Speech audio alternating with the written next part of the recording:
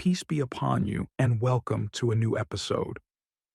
In the city of Alexandria, specifically in the Loran district, people heard a terrifying scream coming from an apartment on the ground floor of a building. This wasn't just any scream, it was a cry for help, the desperate voice of someone begging for rescue with all their strength, like a fight was happening inside the apartment.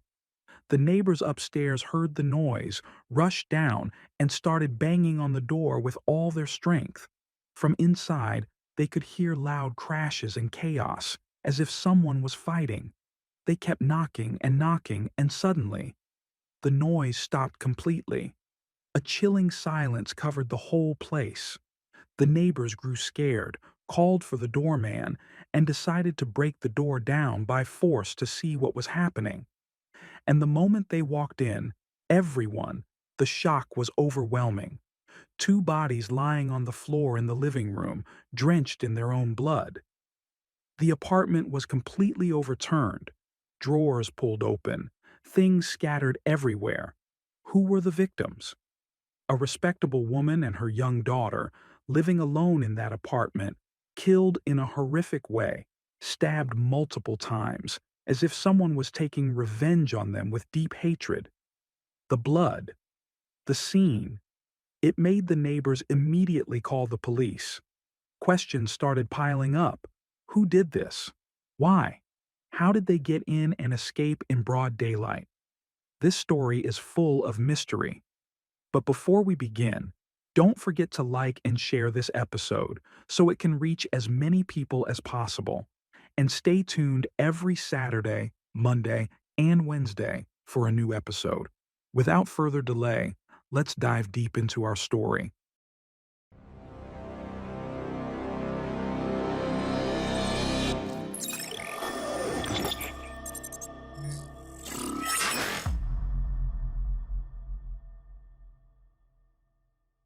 The story begins in Alexandria in the year 2005. There, in one of the apartment buildings, lived Sawsan, a woman around 55 years old, with her only daughter May, who was just 25. Sawsan was a successful businesswoman from a very prestigious family, well known for her kindness and good treatment of everyone.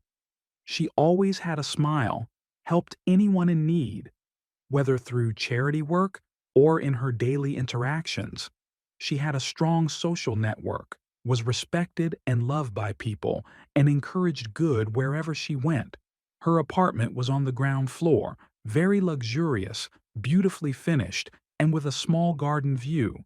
Sawsan lived a stable and peaceful life, and she was extremely proud of her daughter May. As for May, she was successful despite her young age.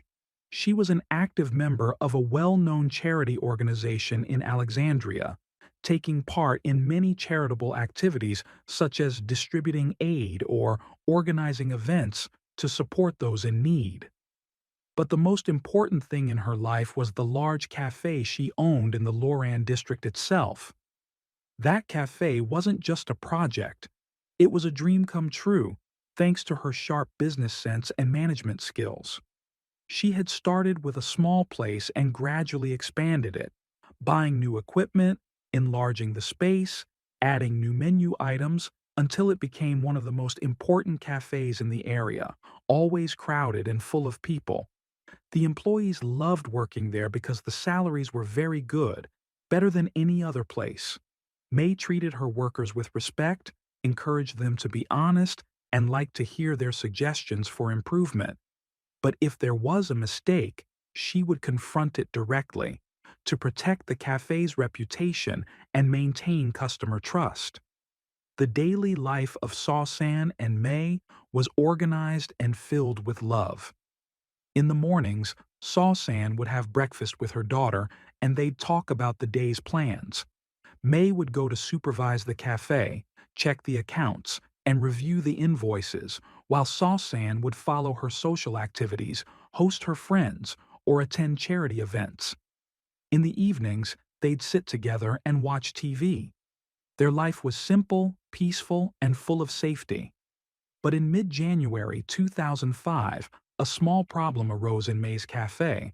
While checking the accounts as usual, she found a shortage in that day's balance, £200 missing from the cashier. This wasn't a small issue because money is a trust, and accuracy in accounts is the foundation of any successful business. May started checking the accounts step by step, verifying the receipts, the daily income, the expenses, the number of orders, even reviewing the records she kept herself every day. After comparing everything, she began to suspect one of the new workers, named Mustafa Salem, who had joined the cafe only recently, probably around November or December 2004. Mustafa Salem was a young man, about 20 years old, a student at the Faculty of Education, working at the cafe temporarily to support himself financially. He appeared committed to his job, but he didn't have much experience. On the day of the incident, May gathered all the workers at the cafe after their shift and confronted Mustafa Salem about the matter in front of everyone, so the message would be clear to all. Her tone was firm and direct. She told him, "I found a £200 shortage in today's accounts, and money is a trust. We must know what happened. If it was a mistake, we must correct it. If it was theft, it will affect everyone here." She didn't intend to humiliate him, but she needed to stress the importance of honesty and accuracy at work, and that a mistake like this could destroy customers and staff's trust. She explained that theft, if it had occurred, would make her lose faith in the other employees and force her to take difficult measures. Mustafa Salem took it very personally. He felt humiliated in front of his colleagues, especially in front of a certain coworker who believed Mustafa had a high standing at the cafe. He felt disgraced and began to see this as an attack on his dignity. He was a young man with ambitions, but in difficult financial circumstances. That same day, January 15th, 2005, he decided to quit on the spot. He told May, "I don't want to continue here," and left the cafe full of anger and resentment. He left without giving details, walking away thinking about how he would exact revenge on his perceived humiliation. Afterwards, Mustafa went home, but the anger did not leave him. At the same time, he was madly in love with a classmate from the Faculty of Education. They were engaged and he dreamed of marrying her, but whenever he thought about it, he found himself crushed because he didn't have the financial means. This girl always supported him, and on Valentine's Day she had given him a nice gift, an ice cap and gloves, so he would always remember her when he wore them. The gift was a symbol of their love, but after the incident, Mustafa began to think about it differently. The shame from the humiliation grew day by day, from January 15th toward the end of the month. He started thinking about revenge, not just revenge, but revenge mixed with greed.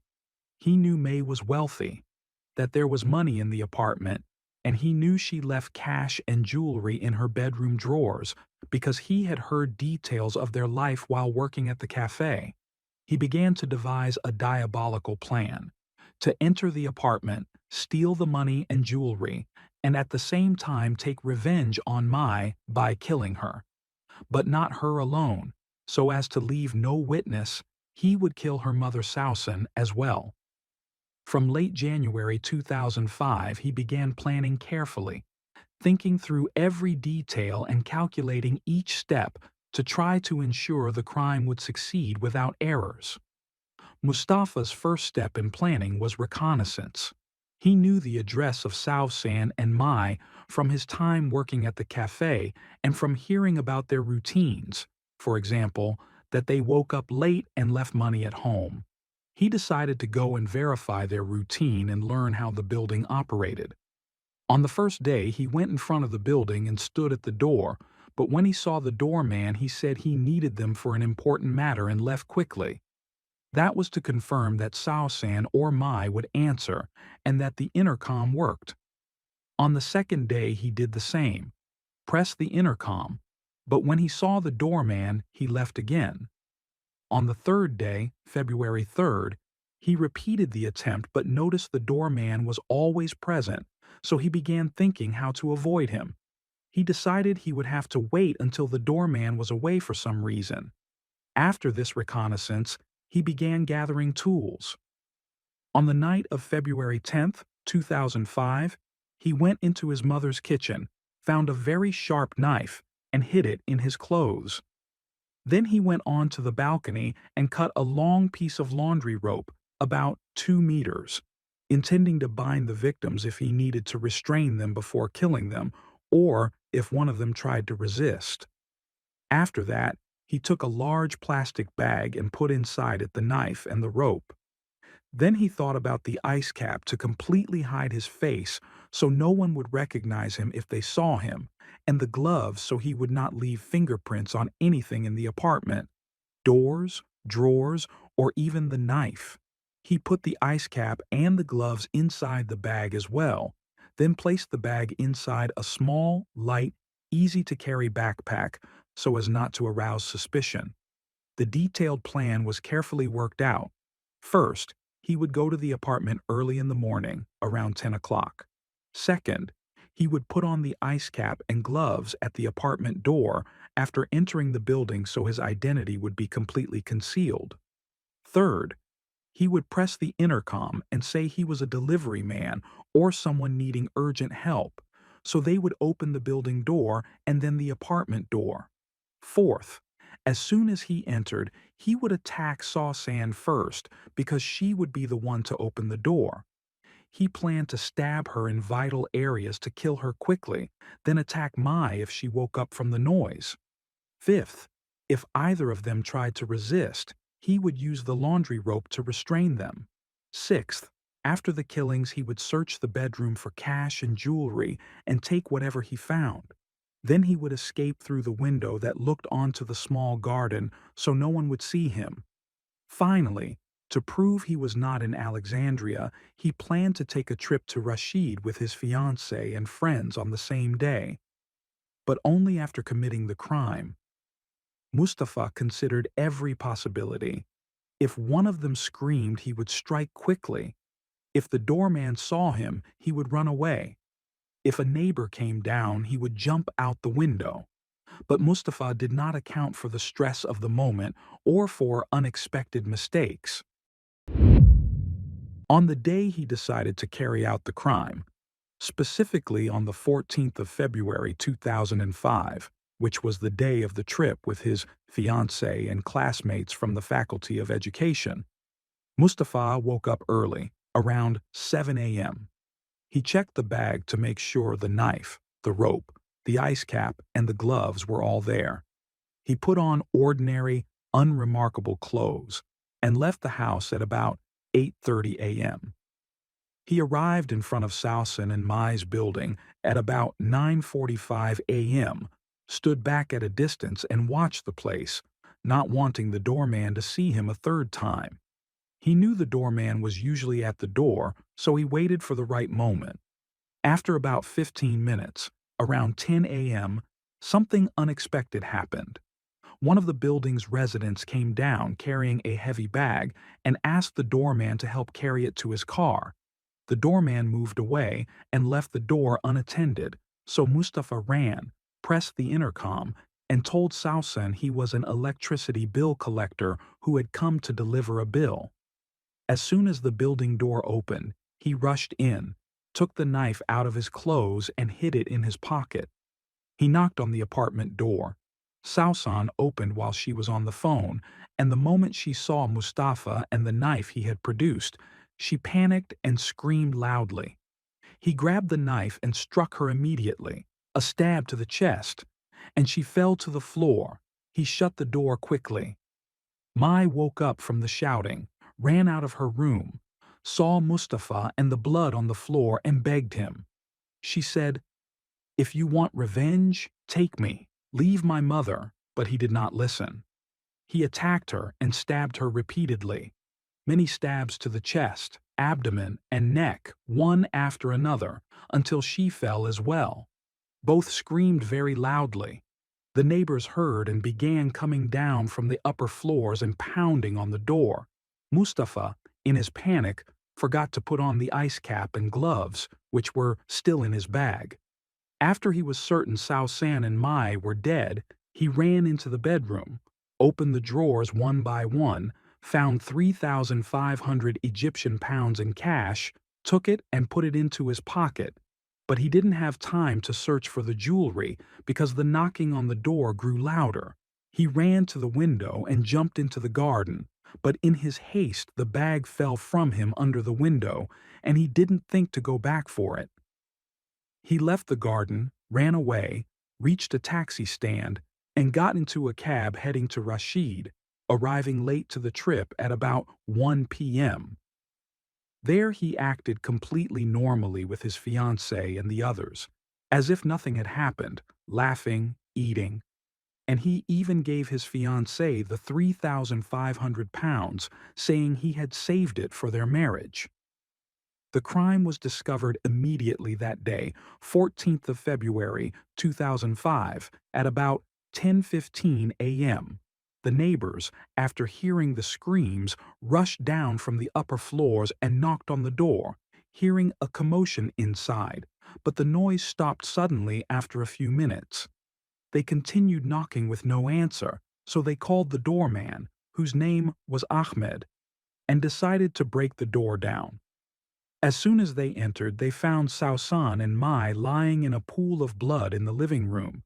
The apartment was ransacked, drawers open, belongings scattered. They called the police and an ambulance immediately, but it was clear there was no hope.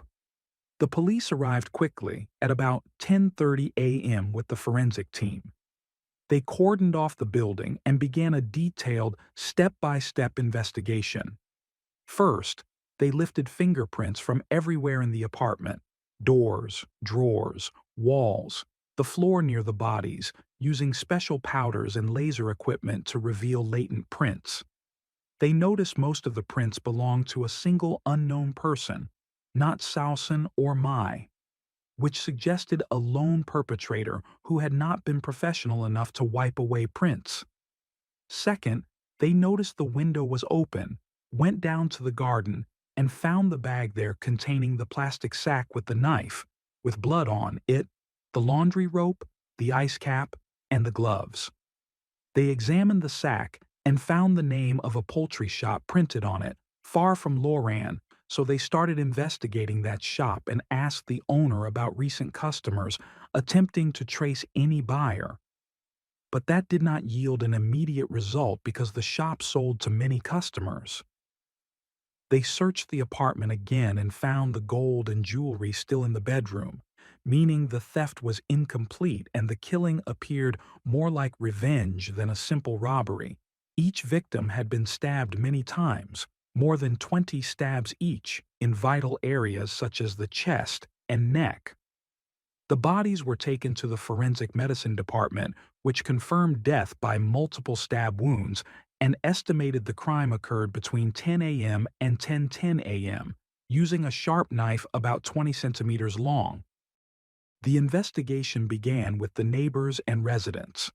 They were asked if Sawsan and Mai had any problems. One by one, their statements were taken at the station. It was revealed that both women were well-liked and had no obvious enemies. But the doorman spoke about a strange young man who had come by 2 days before the crime. He described him: a man in his 20s, medium height, wearing ordinary clothes, pressing the intercom and then leaving as soon as he saw the doorman. This led the police to focus on May's previous connections at the cafe, especially since the cafe had many workers, and it was possible that someone had a problem with her. The prosecution decided to take fingerprints from everyone who had dealt with Sawsan and Mai: family, neighbors, friends, and cafe workers, both current and former. Starting from 15th February 2005, the police collected fingerprints from more than 50 people at the police station, comparing them with those found in the apartment. They reached Mustafa, who had recently left the job after the problem in January 2005. When he was summoned, the officer noticed that both his thumbs had partially cut skin, as if from a razor or knife, covered with adhesive tape. When asked, "What's this?" he said it was from his new job, but he was nervous, stammering, and sweating. They removed the tape, took his fingerprints by force, and they matched perfectly with those in the apartment, especially on the door handle and the bedroom drawers. He was arrested immediately and taken to the station, where the doorman identified him in the lineup, saying, "Yes, that's the young man who came 2 days before." On the 17th of February, 2005, the police searched his house. His mother recognized the knife as one from her kitchen and the rope from their balcony. Undeniable evidence. What solved the case even faster was when the police summoned his fiancée on the 20th of February, 2005. The moment she saw the bag, she was shocked, burst into tears, and identified the ice cap and gloves as her Valentine's Day gift to him. She testified that he had said he would go with them on the trip to Rashid, but he didn't ride with them in the morning.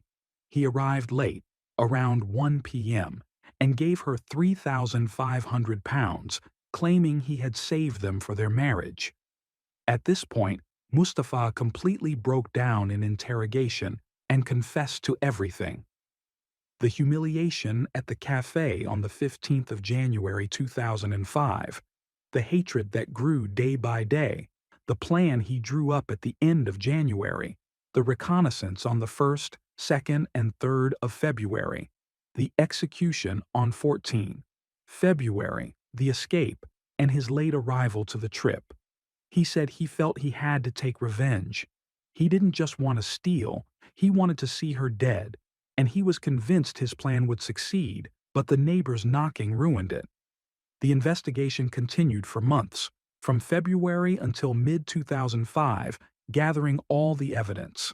The fingerprints, the doorman's testimony, the fiancé's testimony, the tools, and the blood analysis on the knife that matched Sawsan and Mai's blood. The prosecution also investigated Mustafa's background, a student at the Faculty of Education, no previous criminal record, but with financial struggles and dreams of marrying his fiancée. In June 2005, the prosecution presented the case to court, and the trial began in July 2005. The sessions continued for months, hearing the testimonies of neighbors, the doorman, his fiancée, his mother, forensic experts, and the coroner's report. The evidence was overwhelming, leaving no room for doubt. Mustafa tried to defend himself, saying he was under psychological pressure and that the humiliation had driven him to commit the crime, but the court rejected this defense. In December 2005, the judge sentenced Mustafa Salem to death by hanging after the court confirmed all the details. Now, my friends, after telling the whole story, the lesson here is very powerful. Hatred destroys its owner before anyone else, and revenge is never a solution. It is a path to ruin.